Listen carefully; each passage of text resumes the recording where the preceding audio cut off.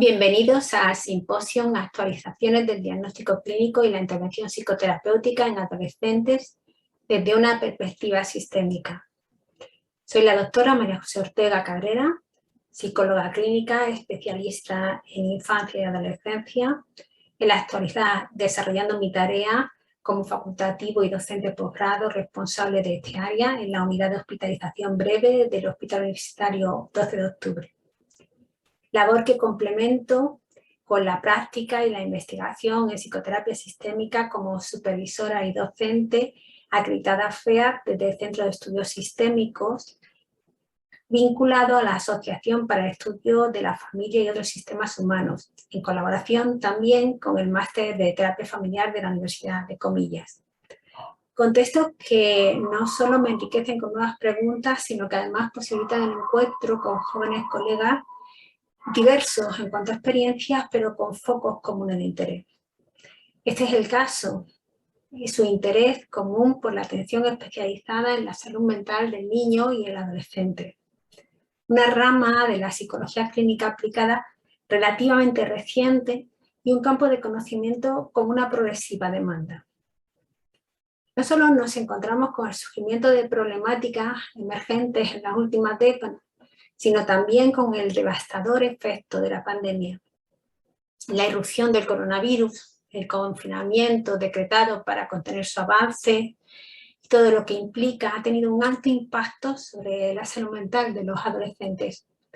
El presente simposio reúne trabajos desde una perspectiva sistémica que profundizan en esta nueva realidad.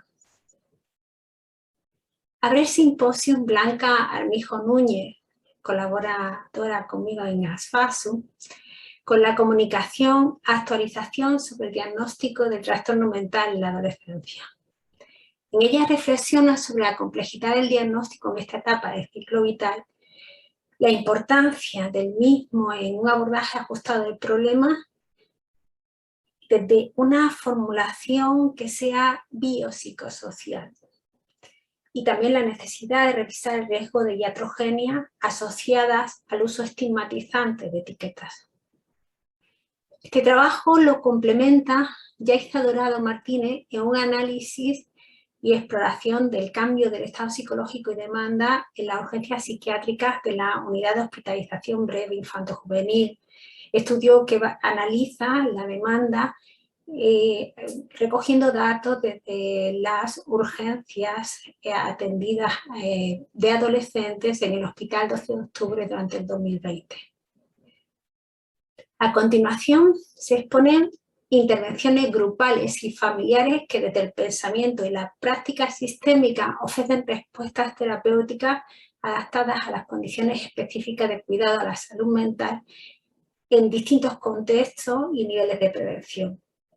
Si, por ejemplo, Hannah Rosehofer, desde el máster de terapia familiar, de comillas, atendiendo desde un contexto ambulatorio, la prevención secundaria, ofrecen, comprendiendo los efectos de la pandemia en los adolescentes, desde el análisis cualitativo de grupos psicoterapéuticos, novedosas respuestas asistenciales desde el trabajo grupal, tanto presencial como online, apoyado en la metodología del grupo reflexivo.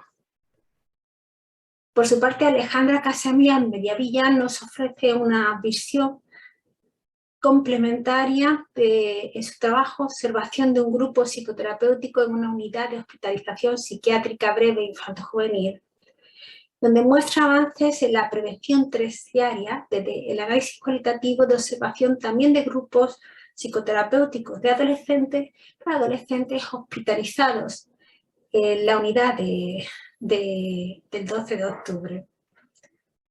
Finalmente, Raquel Gómez Sánchez, en su comunicación El uso del genograma y proyectivo en la intervención sistémica como una joven adolescente con trastornos del proceso de individuación, va a presentar innovaciones técnicas desde el modelo sistémico de terapia breve en un abordaje individual del trastorno de emancipación con una joven que presentaba una clínica de trastorno de la conducta alimentaria.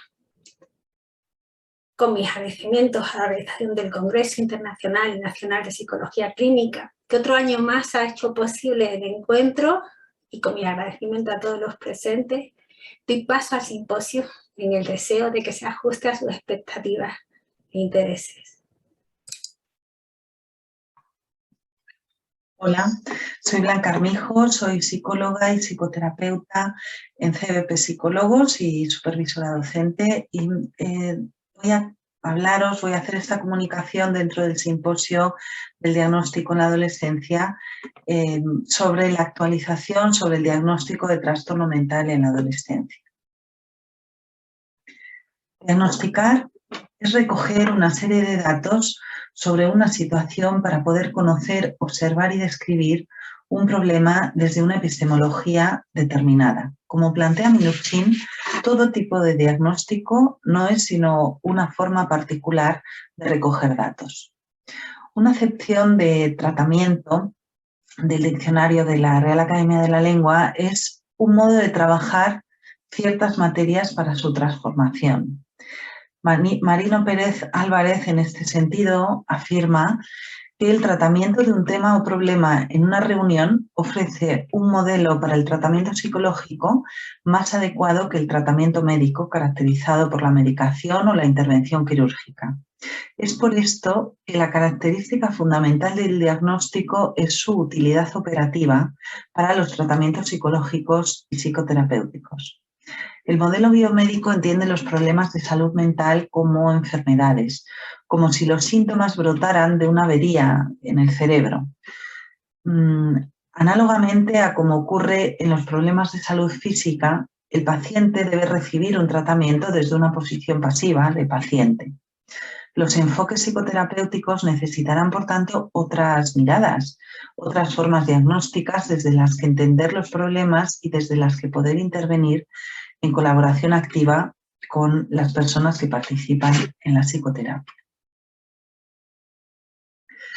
Los sistemas diagnósticos han mejorado la fiabilidad a costa de la validez. Como se sabe, una medida puede ser muy fiable y, sin embargo, no servir para lo que se supone debiera servir. La atención especializada a la salud mental del niño y del adolescente es una rama de la psicología clínica aplicada relativamente reciente y un campo de conocimiento con progresiva demanda. El surgimiento de problemáticas emergentes en contextos de atención cada vez más complejos, así como la evidencia científica sobre la comprensión de esta nueva realidad, requiere una revisión desde los sistemas diagnósticos tradicionales. Los objetivos que nos planteamos en este trabajo serían analizar la información existente en la literatura científica actual acerca del diagnóstico de salud mental en la adolescencia, recoger aportaciones teóricas del modelo sistémico y otras epistemologías actuales de orientación más cognitivo-conductual o psicodinámicas sobre la conceptualización y utilización del diagnóstico en la adolescencia. Observar y reflexionar sobre la evolución de los diagnósticos en esta etapa, es algo que ha ocurrido sobre todo en el último tiempo, y los factores asociados a ese cambio. Como método para la recogida de información sobre este punto, hemos realizado una revisión sistemática de distintos artículos científicos escritos en español y en inglés. Se han tenido en cuenta las publicaciones relevantes acerca del diagnóstico del trastorno mental en la infancia y la adolescencia, y hemos utilizado palabras claves como salud mental, adolescencia, trastorno mental infantil-juvenil y diagnóstico. En cuanto a los resultados, hemos recogido en esta comunicación algunos de los que nos parecen más interesantes al respecto del diagnóstico. Vemos que la epistemología sistémica se ha acercado al conocimiento de los problemas humanos desde una óptica contextual que permite conocer y describir no solo el comportamiento disfuncional del paciente que produce sufrimiento, sino también el contexto que lo rodea y contribuye a su mantenimiento. El síntoma es entendido como una estrategia indirecta, encubierta, no denunciada, para adaptarse a un sistema relacional cuyas reglas están creando insatisfacciones, dificultades a ese individuo. El síntoma sería bien un intento de cambiar las reglas o bien una adaptación a ellas con el menor coste posible para el individuo. El diagnóstico desde esta perspectiva sería tanto la comprensión de las reglas del sistema como de las estrategias individuales para adaptarse a ellas. En el caso de los niños y los adolescentes, dada la dependencia relacional que tienen hacia el sistema de referencia, habitualmente la familia, cobra si cabe más sentido este enfoque diagnóstico. Cuanto más joven es el paciente identificado, menos posibilidades va a tener de modificar las reglas del sistema al que pertenece o de cambiar del sistema de referencia, o de salir de ese sistema. Encontramos a menudo que el contexto familiar es un factor decisivo para entender por qué en un momento dado de la infancia se instaura un cierto trastorno y cómo, según se comporta el contexto y en función del momento del desarrollo infantil y adolescente, los síntomas se van modificando. Podemos decir que el niño se defiende como puede y dentro de las capacidades y limitaciones que tiene por etapa, y que no va a tener la misma capacidad de hacerlo cuando es un bebé, durante la primera infancia, en el periodo escolar o después en la adolescencia.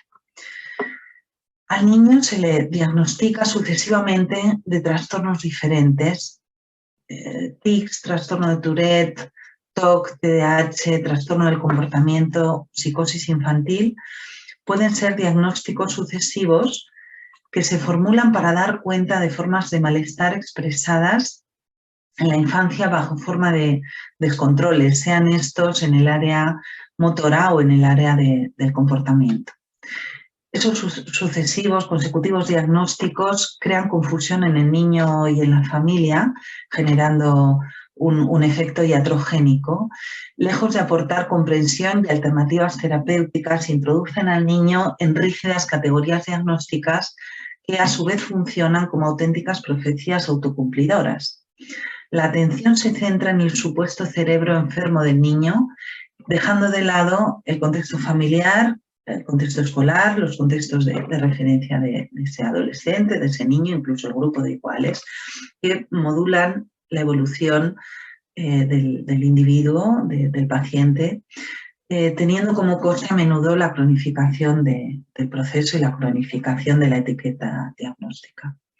Una alternativa sería contemplar estos trastornos bajo una óptica evolutiva en el niño y en el adolescente, mucho más que en el adulto. Los trastornos fluyen, evolucionan, y colocarles en su paisaje natural nos va a permitir encontrar salidas terapéuticas impensables si nos quedamos tan solo en la etiqueta diagnóstica. Sin llegar a una visión procesual y global del trastorno mental, nos va a resultar difícil la intervención y nos vamos a ver muy cerrados en alternativas. En este sentido, resulta de gran utilidad, por ejemplo, el concepto de pensamiento multidimensional complejo de Mara Selvini de 1999.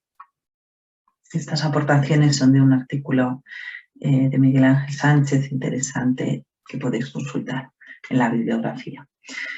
Bien, Beatriz Janín, otra autora que nos resulta interesante las aportaciones que hace sobre el diagnóstico, a este respecto afirma que una de las dificultades que tenemos hoy en día para la comprensión de la psicopatología infantil es la invasión de diagnósticos. No solo que no son más que un conjunto de enunciados descriptivos que se terminan transformando en enunciados identificatorios, diagnósticos que llevan a que un niño sea catalogado y señalado por los síntomas que presenta, perdiendo así su identidad. ¿Dónde quedaron los niños y sus vaivenes como sujetos en permanente devenir? ¿Dónde podemos ubicar sus deseos, sus temores y sus sufrimientos? ¿Por qué suponerlos patológicos en lugar de pensarlos como sujetos con diferentes posibilidades que están atravesando momentos difíciles? ¿Estamos patologizando y medicalizando la infancia? Entonces, cuando un niño no responde a las expectativas de los adultos que le rodean, cuando un funcionamiento infantil nos perturba, podemos generar movimientos de deshumanización, descalificación y de no reconocimiento. desmiente la historia del niño y anula el futuro como diferencia. La psicopatología infantil tiene características peculiares y no puede ser pensada de acuerdo a los parámetros de la psicopatología adulta. Estamos frente a un psiquismo en estructuración, con flexibilidad, en el que los funcionamientos no están todavía rigidificados, ni totalmente establecidos. En tanto, la infancia y la adolescencia es fundamentalmente devenir y cambio, así que no rigidifiquemos nosotros, ¿no? Más que poner nombre, identificar y catalogar, el tema es entender cuáles son las determinaciones de una dificultad, las conflictivas que expresa y a quiénes incluye. Bien. Con respecto a la discusión, planteamos que la observación contextual de la sintomatología de los pacientes nos permite realizar diagnósticos comprensivos y significativos de los problemas, lo que sin duda aumenta el conocimiento del problema y las posibilidades de intervención y minimiza la iatrogenia de las etiquetas diagnósticas. Por otro lado, comprender los comportamientos desde una perspectiva sistémica, relacional, contextual, supone asumir la dificultad de ampliar el campo de observación a la complejidad y a lo relacional, algo que complejifica la intervención y nos genera ciertas inseguridades también en esa intervención. Cualquier forma de diagnóstico tenemos que saber que es reduccionista por muchos factores, dimensiones, sistemas y contextos que tengamos en cuenta.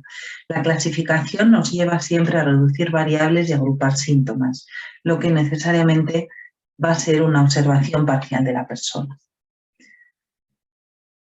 A pesar de esto, como conclusiones, pensamos que el surgimiento de problemáticas emergentes observado en las últimas décadas se acompaña de cambios en los sistemas diagnósticos en el ámbito de la salud mental de los adolescentes. Concluimos la necesidad de reflexionar sobre la complejidad del diagnóstico en esta etapa del ciclo vital, la importancia del mismo en el abordaje ajustado del problema desde una formulación biopsicosocial que contemple más variables y la obligación ética de revisar el riesgo de las iatrogenias asociadas al uso estigmatizante de etiquetas, que yo creo que es algo en lo que hay mucho consenso entre los profesionales. Bien, os dejamos también las referencias bibliográficas que hemos consultado sobre las más importantes de las que nos han apoyado en este trabajo. Os agradecemos mucho la atención y espero que os haya resultado de interés esta comunicación. Muchas gracias.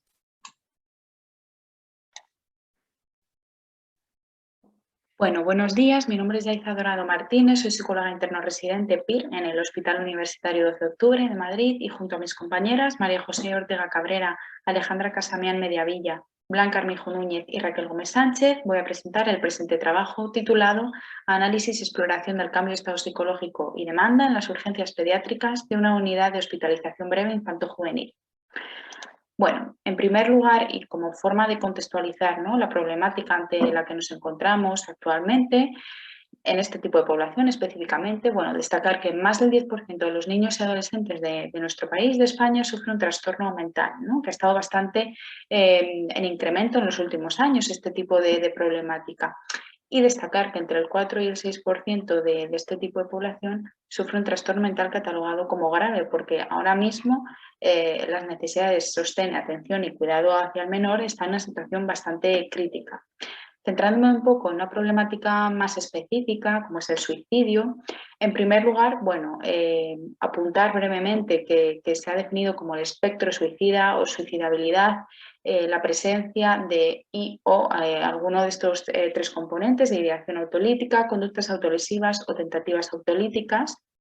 Y en la literatura científica se ha recalcado que el suicidio es la segunda causa principal de la muerte en jóvenes de 10 a 17 años y que además es más prevalente la presencia de pensamientos o comportamientos de esta índole, que las tasas de mortalidad por suicidio, que se encuentran a cifras menores. Aún así, los pensamientos o conductas del espectro suicida suponen un riesgo de cara a la futura mortalidad por este tipo de actos. Siguiendo un poco con la frase que he mencionado al principio del estado crítico en la actualidad de los menores, del menor, bueno, destacar que hay bastantes factores, ¿no?, que influyen en esta situación, personales, sociales, familiares, y que también se han descrito factores que afectan o que están relacionados con las instituciones político-sanitarias y planes de salud mental, puesto que la mayoría de comunidades hoy en día constan de una atención al menor de forma ambulatoria, como con unidades de salud mental o hospitales de día, pero sin embargo en la distribución y utilización de otro tipo de recursos más específicos o intensivos, la situación está bastante desigual, ¿no?, entre comunidades, y hablo en concreto de las unidades de hospitalización breve específicas para este tipo de población, tan necesarias cuando se dan episodios o casos de mayor severidad o se necesitan otros tipos de intervenciones o tratamientos según veamos el contexto en el que queremos y con el que queremos trabajar, el contexto terapéutico.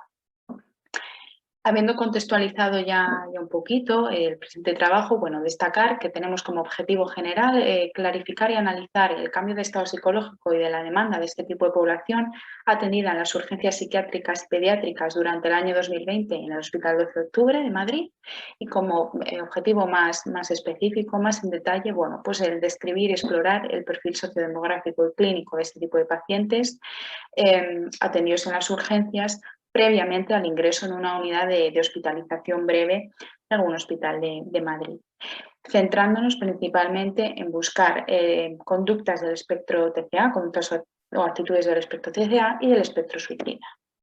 Vale, los participantes de nuestro estudio, de nuestra investigación, fueron pacientes menores de 18 años atendidos en las urgencias pediátricas y psiquiátricas de nuestro hospital el 12 de octubre durante el año 2020, por lo que finalmente hemos recabado la información perteneciente a 40 participantes. Hemos recogido una serie de variables de interés, como por ejemplo, en primer lugar, los datos sociodemográficos, la edad, género, país de origen o núcleo familiar de convivencia de estos pacientes. En segundo lugar, un historial de salud mental, antecedentes psiquiátricos, tratamiento psiquiátrico en el último mes, así como psicológico, antecedentes de ingresos psiquiátricos o antecedentes de ingresos en urgencias. En tercer lugar, recogimos información relativa al consumo de tóxicos y finalmente todo lo que tuviera que ver con el ingreso, ¿no?, el momento de indicación de ingreso, motivo del mismo, el derivante y el diagnóstico principal que se le dio al paciente. Y con todo ello, bueno, se realizó un análisis descriptivo, cualitativo y retrospectivo de estos datos. Como resultados que encontramos, bueno, en primer lugar, y en referencia a los datos sociodemográficos, nuestra media de edad de los pacientes fue de 15 años, si bien es verdad que la máxima fue de 17 y la mínima de 9 años, ¿no?, que esto debería alarmarnos bastante, que están más cercano a la infancia que a la adolescencia. Cada vez se sufre más este tipo de desórdenes mentales a edades más tempranas. En segundo lugar, que el género más prevalente en nuestra muestra fueron las mujeres, y el país de origen España, si bien había pacientes de otro tipo de zonas. Y como núcleo de convivencia, bueno, si bien la mayoría destacaron que convivían con ambas figuras parentales, con padre y madre, así como con otros miembros de la familia, hermanos o abuelos, habían otros que también vivían con uno de los dos progenitores. En segundo lugar, en referencia al historial de salud mental, bueno, destacar que la mayoría de ellos tenían antecedentes psiquiátricos personales, así como habían estado en seguimiento en salud mental en el último mes, tanto con psicología como con psiquiatría. Si bien es verdad que no todos ellos, y fueron más bien una minoría, tenían antecedentes de ingresos psiquiátricos o de atención en las urgencias psiquiátricas. Contrario de lo que sale en otros estudios, y también va a depender del tipo de población al que hayamos atendido, de la zona geográfica, así como de otras variables, el consumo de tóxicos no estaba tan presente en nuestra muestra. La mayoría no consumían ningún tipo de sustancia, si bien es cierto que había otros pacientes que se hacían uso abusivo de ellas, que las dejamos aquí recogidas. En cuarto lugar, y relativo al ingreso, que es la variable así más significativa, bueno, destacar que el momento de indicación de ingreso Es decir, lo referido a qué mes o qué meses fueron ingresados estos pacientes, pues destacar que los meses más fríos fueron cuando recibieron mayor número de visitas las urgencias, ¿no? Por este tipo de casos, concreto de enero a mayo y de septiembre a diciembre, por lo que los meses de verano estaban más libres de este tipo de ingresos, ¿no? Que también nos da para reflexionar. Y que la mayoría de ellos venían derivados o acompañados más bien gracias a un familiar, gracias a la iniciativa familiar, aunque había otros casos que no era así. El motivo principal del ingreso en la mayoría de ellos fue una ideación, conducta o tentativa autolítica, seguida de las alteraciones de conducta en segundo lugar, sobre todo en los varones. Como diagnóstico principal que recibieron estos pacientes, bueno, si bien es verdad que tenemos diagnósticos específicos de la infancia y adolescencia como trastorno de emociones y conductas de inicio en esta etapa, fue el trastorno afectivo el diagnóstico más común en esta muestra, destacándose en otro eje la influencia de factores estresantes sociales y disfuncionalidad familiar. Esto, ¿qué nos da a pensar? Bueno, en primer lugar, que nuestros datos convergen con la literatura científica en el sentido de que ha aumentado la prevalencia y gravedad de este tipo de problemáticas en población infanto-juvenil, asociadas especialmente al espectro suicida y al diagnóstico del trastorno afectivo, y que hay una serie de factores estrechamente relacionados con este tipo de crisis e ingresos, como la comorbilidad psiquiátrica, el consumo de tóxicos, el núcleo de convivencia, muy importante, esas figuras vehiculares y esas dinámicas entre la familia y, por supuesto, y hoy en día más que nunca, la situación sociosanitaria, ¿no? La presencia del COVID-19 en la población. Con todo ello, bueno, destacar eso, ¿no? Que los planes de actuación en salud mental infanto-juvenil no están equilibrados a las necesidades de cada comunidad, ¿no? O sea, que cada comunidad al final utiliza unos tipos de recursos y que las unidades de hospitalización breve específicas para esta población son más bien escasas. Por lo que, bueno, como conclusiones, se ha visto una mayor actuación e inicio, sobre todo a edades más tempranas, de este tipo de síntomas, ¿no? Habría que ver su significado, que hay una ausencia de esos planes, ¿no? Igualitarios a nivel nacional que no terminan de atender a los cambios en la demanda y estado psicológico de este tipo de pacientes. Y por último, que bueno, el Hospital Universitario 12 de Octubre tiene de nueva creación una unidad de hospitalización breve para adolescentes sobre todo, y habría que investigar ahora, bueno, qué factores son los que influyen en la mejor o peor recuperación de este tipo de pacientes durante el ingreso, ¿no? Nos quedan muchas preguntas por resolver a raíz de este tipo de iniciativas. Sin más dilación, bueno, les dejo por aquí las referencias, algunas de ellas de las que hemos utilizado para hacer el presente trabajo, y muchísimas gracias por su atención, espero que les haya gustado.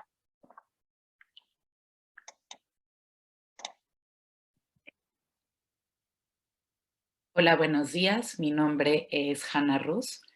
En representación de todo el equipo terapéutico, me gustaría darles las gracias por estarnos escuchando en este simposio. Quisiera agradecer también al equipo organizador del Congreso Internacional y Nacional de Psicología Clínica. Y por último, también quisiéramos agradecer a María José Ortega, nuestra supervisora, quien nos ha apoyado y quien nos invitó a formar parte de este simposio, en el cual les quiero presentar un poco de nuestra investigación comprendiendo los efectos de la pandemia en los adolescentes desde el análisis cualitativo de grupos psicoterapéuticos de intervención secundaria. A modo un poco de introducción, los dos conceptos a los que más referencia voy a hacer durante este simposio son al concepto de la adolescencia y los grupos terapéuticos. Como adolescencia comprendemos que es este proceso universal de cambio y desprendimiento que ocurre cuando una persona pasa del punto del ciclo vital de infancia al punto del ciclo vital de adultez.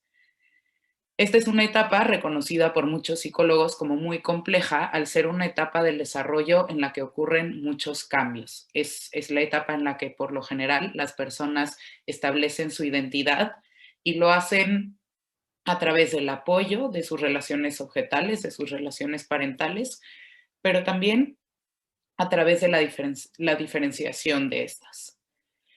Es una etapa caracterizada también por las modificaciones corporales que ocurren, es la etapa en la que ocurre mucho desarrollo biológico, se modifica de muchas maneras el cuerpo, tanto en hombres como en mujeres, y es la etapa en la cual la persona se enfrenta a la adaptación de nuevas estructuras psicológicas y ambientales.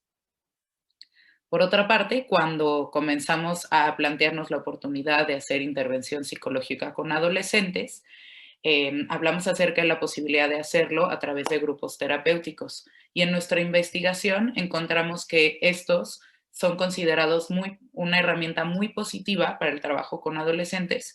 En primera parte, pues por la cuestión de logística de que se requiere menos tiempo de especialistas, se puede trabajar con más personas. Pero en segundo lugar, y con mayor importancia, que existía ya evidencia de la eficacia de este tipo de grupos con adolescentes. Por lo que con base en esto generamos la hipótesis de que nuestro grupo tendría algún beneficio para sus participantes y decidimos intervenir de esta manera. El objetivo de esta investigación es comprender un poco más a través de pues, este análisis de este grupo que estamos atendiendo, comprender un poco más los impactos de la pandemia mundial COVID. Cuando nos referimos a los impactos de la pandemia, hablamos de todas estas cuestiones en las que la vida de estos adolescentes ha sido transformada en los últimos 2 años. Cuestiones referentes al encierro, al estar más tiempo con su familia de origen, al pasar más tiempo con el móvil, en redes sociales, al no poder acudir de manera presencial al colegio, al estrés y la ansiedad que conlleva el estar viviendo una pandemia mundial, ¿no? A todos estos factores. Por lo tanto, queríamos observar qué efectos han tenido estos en la salud mental de los adolescentes, haciendo énfasis en sus motivos de consulta y su anhelo por recibir atención psicológica, puesto que nos llamó la atención que cuando realizamos la convocatoria para este grupo psicoterapéutico, recibimos una respuesta muy positiva por parte de los adolescentes. Ellos incluso hicieron referencia, y lo hacen casi cada sesión, de que este ha sido un espacio muy benéfico para ellos y que ellos tenían mucho anhelo de contar con un espacio en el que pudieran compartir y de cierta manera desahogarse y recibir un acompañamiento psicológico. La manera en la que estamos llevando a cabo el trabajo es con 5 adolescentes de entre 15 y 17 años. Comenzamos teniendo una modalidad online y presencial, pero por lo cual eran 2 grupos terapéuticos, pero tanto por el hecho de que algunos no querían participar y que vimos que quienes sí deseaban una modalidad presencial, fusionamos esos 2 grupos y tenemos ahora un único grupo terapéutico de manera presencial. El equipo terapéutico está conformado por 5 psicólogas, son 2 quienes trabajan dentro del espacio con los adolescentes y el resto estamos detrás del espejo unidireccional haciendo análisis sistémico, por lo cual funcionamos con pausas a los 10 minutos de que termine la sesión para que nuestras compañeras puedan hacer la devolución. Y bueno, el análisis para esta investigación se hace a través de la observación y es de tipo cualitativo. Los resultados, en los cuales voy a profundizar en el área de discusión, fueron esencialmente 2. En primer lugar, pudimos corroborar nuestra hipótesis de que los grupos terapéuticos eran eficientes con adolescentes y pudimos encontrar, lo cual no estaba tan presente en la bibliografía, es que estos son eficientes tanto en modalidad online como lo son de modo presencial. Y el segundo resultado que encontramos es que la pandemia COVID-19 ha tenido efecto en los adolescentes, acentuando problemáticas que identificamos como adecuadas para su etapa del ciclo vital. Ahora profundizaré en estos resultados. En primer lugar, bueno, observando que el grupo terapéutico ha sido muy benéfico para estos adolescentes, puesto a que han sido capaces de generar vínculos desde la experiencia compartida. Ellos incluso refieren de manera muy explícita lo benéfico que es para ellos encontrarse con iguales que están teniendo problemáticas similares a las de ellos, especialmente considerando que, pues con la cuestión de la pandemia, no habían podido tener un espacio presencial de este tipo desde hace ya varios meses. En cuanto a nuestro segundo resultado de las problemáticas que pudimos observar y por las cuales se solicitó el apoyo psicológico y las cuales hemos estado trabajando en sesiones, pudimos encontrar principalmente 4.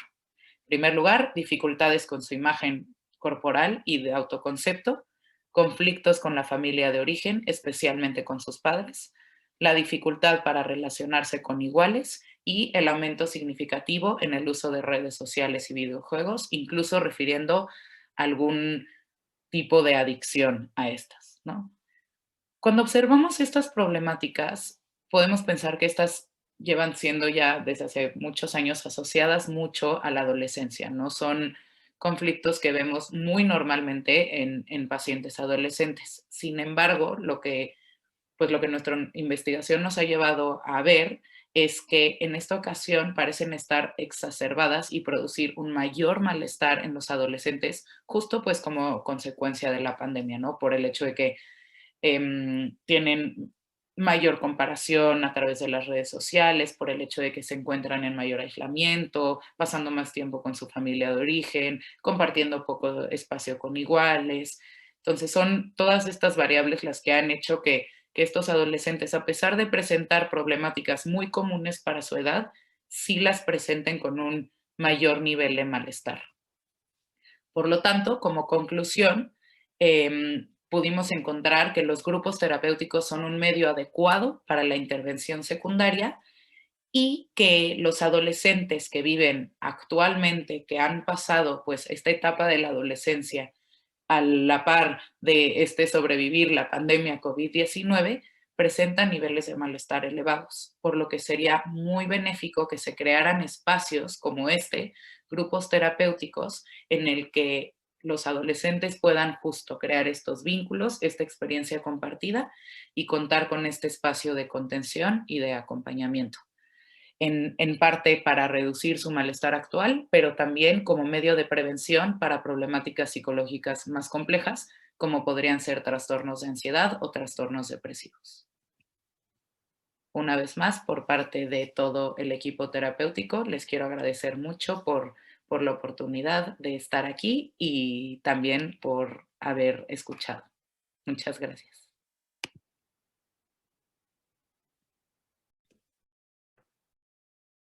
Buenas tardes, yo soy Alejandra Casamián, soy psicóloga interna residente de 4º año y en esta comunicación oral me gustaría compartir con vosotros mi experiencia como observadora y posteriormente como coterapeuta en una unidad de hospitalización breve infanto-juvenil, en la del Hospital 12 de Octubre, que es mi hospital. En primer lugar, me gustaría desarrollar brevemente la teoría en la que se sustenta y en la que se marca la práctica. El grupo psicoterapéutico hace referencia a un sistema en el que se encuadran a su vez una pluralidad de sistemas humanos en funcionamiento con sus correspondientes vivencias y modos de significar la experiencia.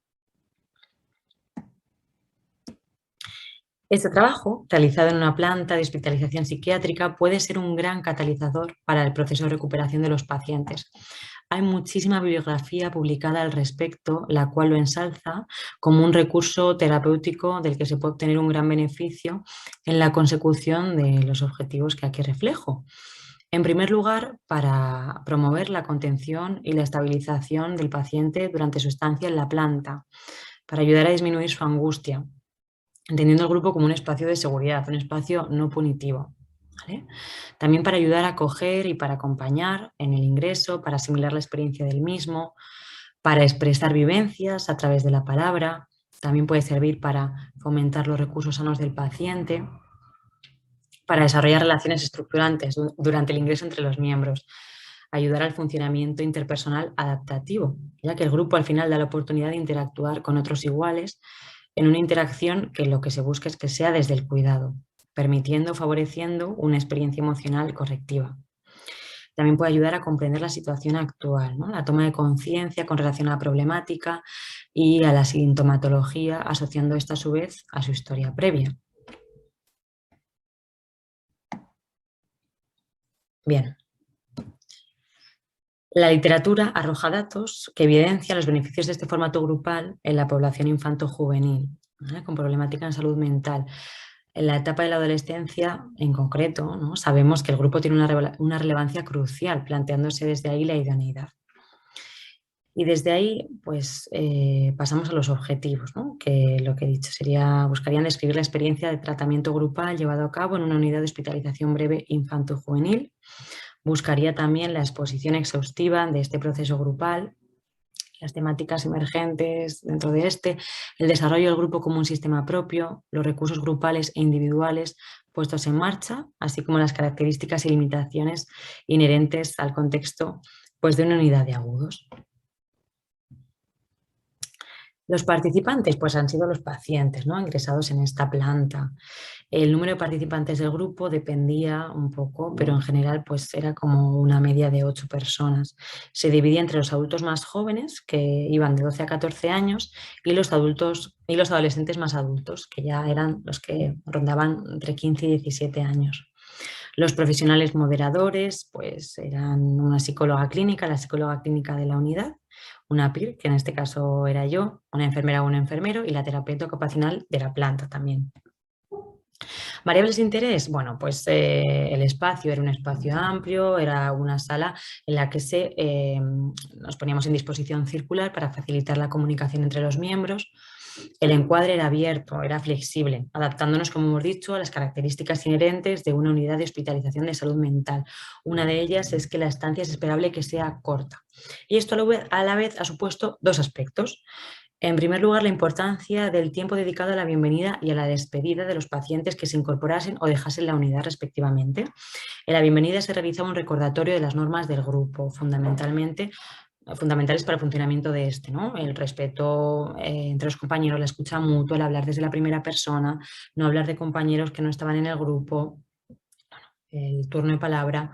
Y por otro lado, la despedida, que a mí me parecía un espacio especialmente significativo, porque en él se realizaba como un intercambio de fortaleza, ¿no?, de fortalezas percibidas entre los miembros, a la persona que se iba, y me parecía bastante movilizador y bastante bonito. Bueno, los criterios de exclusión como tal no había. O sea, sí que es importante que si alguno de los pacientes se había saltado alguna de las normas de la unidad, no podía entrar, estaba en un periodo de reflexión, no podía entrar a la terapia grupal.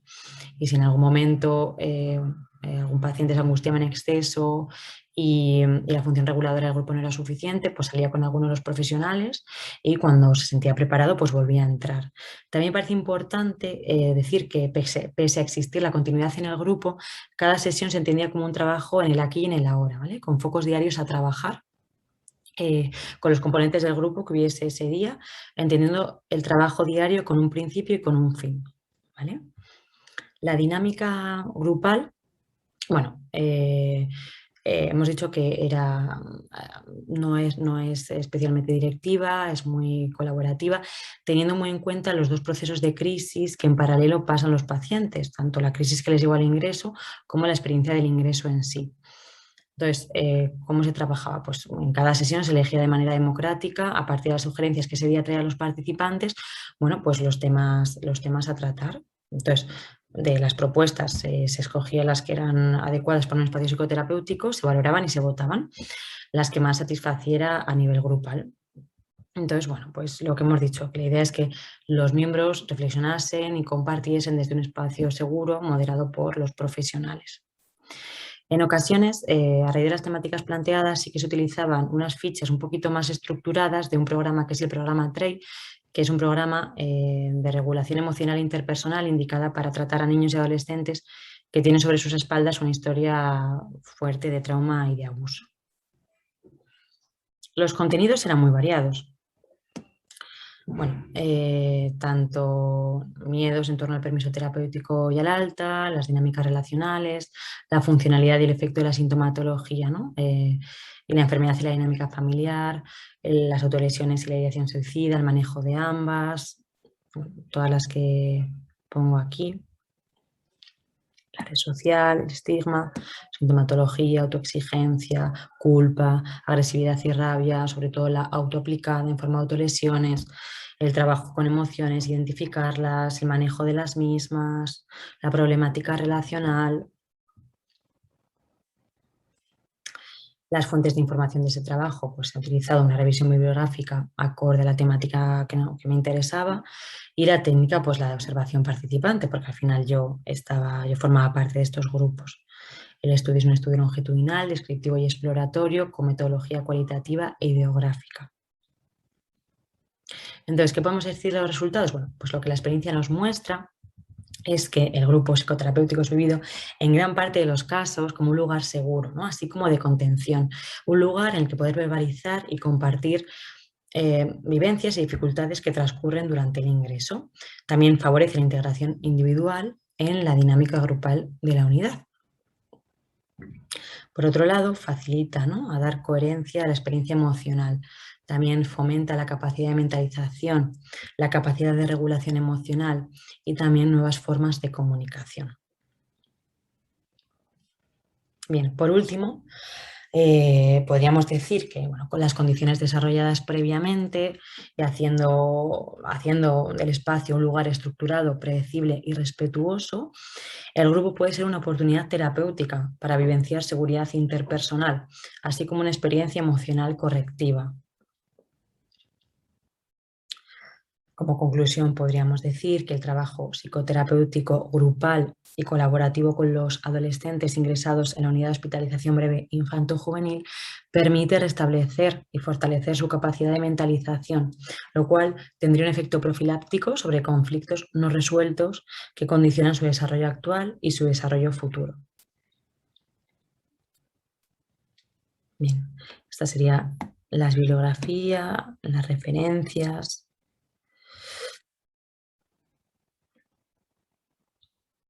Y bueno, por último, agradecer el tiempo compartido y el tiempo de escucha. Espero que la información, bueno, pues haya podido ser útil de alguna manera, y muchísimas gracias por vuestro tiempo.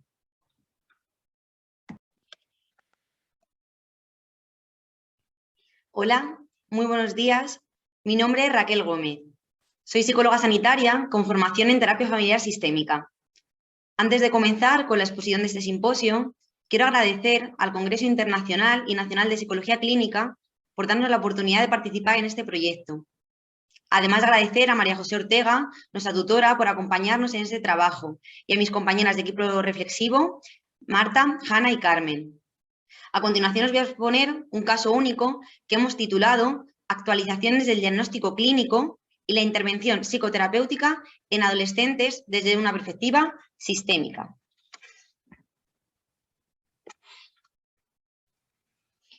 La paciente, objeto de estudio, es una joven de 22 años de edad. Con pareja, convive en domicilio familiar con su madre y con su padre. Es estudiante de carrera universitaria de último grado. Se define a sí misma como una persona sensible y emocional. El motivo de consulta, el cual nos deriva en el caso, es mejorar su malestar emocional y tratar su problema alimentario. Los eventos que cursan con síntomas alimentarios que hemos podido ir recogiendo en una primera entrevista son los siguientes. Una madre con diagnóstico de cáncer, el cual mantiene un vínculo muy fusional, pero que está actualmente un poco deteriorado porque la madre vive con miedo el contacto debido a su enfermedad. Y nuestra paciente refiere falta de afecto. Intercambio al extranjero, que le genera mucho malestar y mala relación con la comida. Comienza a coger peso, bajando hasta los 47 kilos. Aparece mucho sentimiento de culpabilidad y enfado consigo misma. Durante su estancia, mantiene relación con una compañera, posible diagnóstico de TCA, la cual se contagia. Refiere acabar teniendo una imagen negativa de ella misma, aguantaba cosas por no discutir y termina teniendo mucho rencor. Nos viene con un diagnóstico de anorexia nerviosa, el cual no ha recibido tratamiento ni psicológico ni psiquiátrico previo. Los objetivos que nos planteamos en este trabajo es ilustrar sobre el modelo sistémico en un trastorno de la conducta alimentaria, concretamente la anorexia nerviosa. Mostrar la importancia del uso del genograma y de técnicas proyectivas para la evaluación e intervención en el tratamiento de trastornos psicosomáticos. Y por último, dar a conocer desafíos en las prácticas y maneras de generar cambio en una paciente joven adolescente con trastorno de la conducta alimentaria. Para el método hemos seleccionado una intervención sistémica individual para el tratamiento de esta paciente. ¿Por qué una intervención familiar? Porque entendemos la anorexia nerviosa como un trastorno de la conducta alimentaria caracterizado por un patrón de alimentación restrictivo, que conduce a la disminución del peso, amenorrea y distorsiones cognitivas de la imagen y el peso corporal. Va asociado con otros indicadores como son la ansiedad, la depresión, baja autoestima e implicaciones en el área interpersonal, tanto a nivel de familia como de grupo de pares. Si tenemos en cuenta todas estas características que he ido comentando, se evidencia la necesidad de una forma de tratamiento en el que se tenga en cuenta el contexto relacional de los pacientes con trastorno de la conducta alimentaria. Es por ello que la intervención familiar es la elección de primera línea para el tratamiento de la anorexia nerviosa. La aplicación y selección de pruebas que hemos realizado para esta paciente ha sido una entrevista inicial para explorar la historia de vida y el contexto relacional en el que ella se mueve y explorar el genograma a través del uso de cartas mágicas. Utilizamos el genograma porque es una herramienta que nos permite extraer una rica fuente de hipótesis sobre un problema clínico, cómo puede estar relacionado este problema clínico con el contexto familiar. El genograma nos proporciona de manera gráfica y sencilla datos de la estructura y relaciones familiares de forma objetiva y en su totalidad. Por otro lado, las herramientas proyectivas son consideradas útiles para obtener información que la paciente no puede o no ha verbalizado, siendo un factor indispensable para un buen psicodiagnóstico. Utilizar ambas herramientas de manera conjunta permite a los terapeutas evaluar e intervenir con los pacientes para generar un cambio mucho mayor. Por tanto, en el presente trabajo vamos a poner en evidencia cómo el uso de las cartas mágicas como herramienta de genograma y proyectivas permite generar cambios en una paciente con patología psicosomática. Para la aplicación de la intervención se realiza mediante la observación de terapeuta y coterapeuta y equipo reflexivo que se encuentran tras el espejo bidireccional. Por tanto, buscamos analizar de manera cualitativa la eficacia del uso del genograma en la intervención psicológica de una joven adolescente con trastorno de la conducta alimentaria. Vale, para los resultados, comentaros en primer lugar que la foto que aquí adjuntamos en esta diapositiva es un ejemplo de carta mágica y de su simbología. No hemos podido proporcionar una imagen del genograma de la paciente por guardar su confidencialidad. Vale, por los resultados que hemos podido ir obteniendo mediante el análisis cualitativo del genograma, pudimos apreciar la estructura básica de esta familia, compuesta por un sistema conyugal y un sistema filial. El ciclo vital en el que se encuentra esta paciente es el proceso de individualización de la paciente, el cual está siendo difícil debido a que es hija única y la enfermedad de la madre que puede estar influyendo en que a la paciente le cueste salir de casa. La configuración familiar está caracterizada por ser de tipo fusionada, con poca adaptación al ciclo vital en el que se encuentra. Nuestra paciente está muy focalizada en el cuidado y en el bienestar de esta madre, sin oportunidad de desarrollar un proyecto vital individual, tanto en el plano profesional como en el plano íntimo relacional. En lo que respecta a la repetición de pautas de generación a generación, se puede apreciar en el genograma un rasgo característico: el uso del síntoma como recurso para lograr el equilibrio homeostático de esta familia, de tal manera que el conflicto queda sin resolución. La paciente nos describe cómo de generación a generación siempre existe un enfermo, en el que pudimos observar cómo la abuela materna tiene un trastorno depresivo, la madre con un diagnóstico de cáncer y ella con anorexia. Discusión. Pues mediante la evaluación e intervención del caso, con un enfoque sistémico y técnicas de tipo proyectivas, analizamos que la paciente cuenta con una estructura familiar funcional, donde según su historia de vida, recogida en una primera entrevista, los estresores no vienen únicamente de dentro de esta familia, sino que vienen de fuera, teniendo más que ver con una relación emocional de tristeza y de culpa que tiene la paciente generada por la enfermedad de la madre y por el contagio de una amiga TCA. Las conclusiones que hemos podido obtener de este trabajo es que finalmente es una intervención parcialmente eficaz, que la paciente ha generado cambios y se ha podido observar en que no ha requerido más intervención. Los resultados más destacables son la mayor conciencia de sus síntomas gracias al uso de técnicas proyectivas. La paciente pudo reflexionar con el genograma sobre las relaciones y los roles familiares a través de la simbología de las cartas mágicas. Por tanto, el genograma, ¿a qué nos ayudó? Pues permitió a la paciente a identificar de manera rápida la aparición del síntoma psicosomático y su persistencia. Y por último, permitió la toma de conciencia de la estructura trigeneracional que existe en formación del TCA. Por último, agradeceros de nuevo por estar aquí escuchándonos. Espero que haya sido de agrado y agradecer de nuevo al Congreso Internacional y Nacional de Psicología Clínica por la oportunidad de presentar este simposio. Muchas gracias.